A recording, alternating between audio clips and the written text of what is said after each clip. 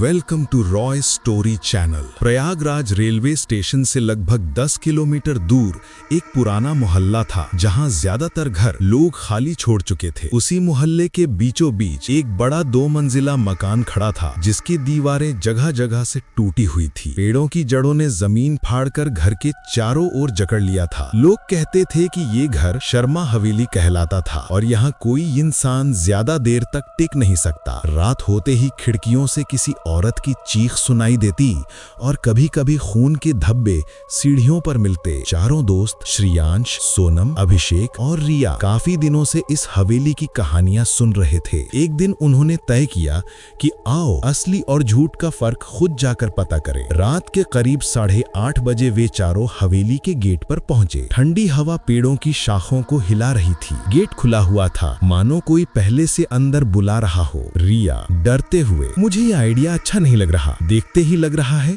कि कुछ गड़बड़ है। अभिषेक हंसते हुए, अरे तू हमेशा फालतू डरती रहती है, भूत प्रेत जैसी कोई चीज नहीं होती, चलो अंदर। श्रेयांश गंभीर स्वर में, हम चारों साथ रहेंगे, अलग अलग मत होना वरना मुसीबत बढ़ सकती है, चलो धीरे से अंदर चलते हैं। सोनम धीमे स्वर में, ये ठंडी हवा, मुझे लग रहा है घर हमें अपने अंदर खींच रहा है। हवेली का अंदरूनी हिस्सा।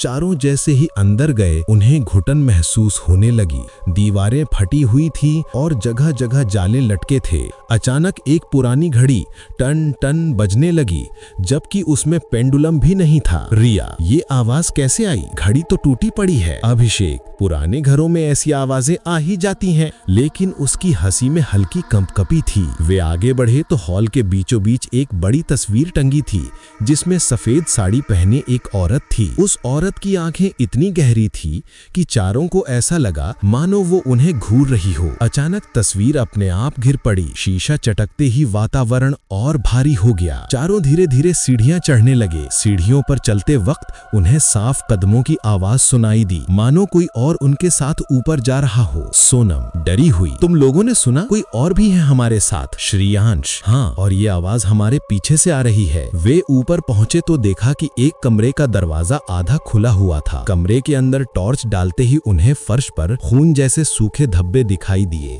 दीवार पर नाखूनों के खरोंच साफ दिखाई दे रहे थे, मानो किसी ने जिंदा रहते हुए वहां से भागने की कोशिश की हो। अचानक पीछे से दरवाजा जोर से बंद हो गया। चारों डरकर उछल पड़े। तभी कमरे के अंधेरे कोने से एक औरत की परछाई निकली।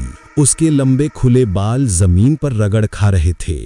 चेहरा सफेद और आंखें लाल चमक रही थी। आत्मा गहरी आवाज में, क्यों आए हो मेरे घर में? रिया कांपते हुए, हाँ, हम बस देखने आए थे, हमें माफ कर दो। अभिषेक साहस दिखाने की कोशिश करता हुआ, कौन हो तुम और इस घर में चीखें क्यों सुनाई देती हैं? आत्मा, मैं इस घर की मालकिन थी।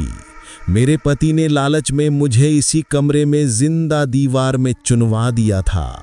मेरा खून अब भी इस घर की दीवारों में बहता है। तब तक चैन नहीं मिलेगा जब तक मेरी कहानी ये दुनिया नहीं जान लेती।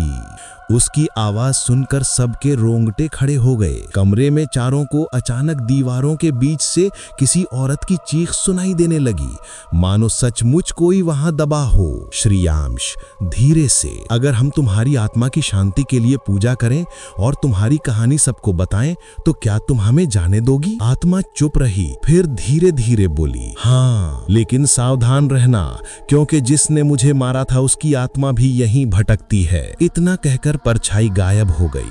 अचानक कमरे में ठंडी लहर चली और एक भारी भारी मर्दाना आवाज गूंजी, ये घर मेरा है। चारों दोस्तों ने देखा कि काले धुएं जैसा कोई साया कमरे के बीच में खड़ा है।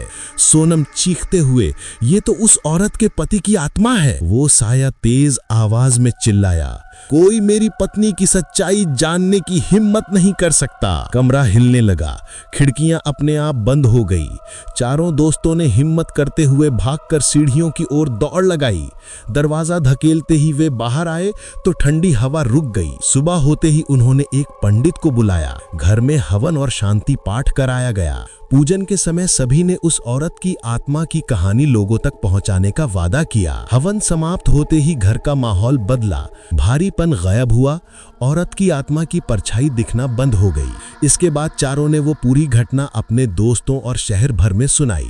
लोग आज भी कहते हैं कि शर्मा हवेली अब शांत है, परंतु आज भी कभी कभी सोनम अचानक कह देती है, कल रात मैंने सपना देखा, वो औरत वहीं खड़ी थी, मेरी खिड़की के बाहर, मुझे घूर रही थी।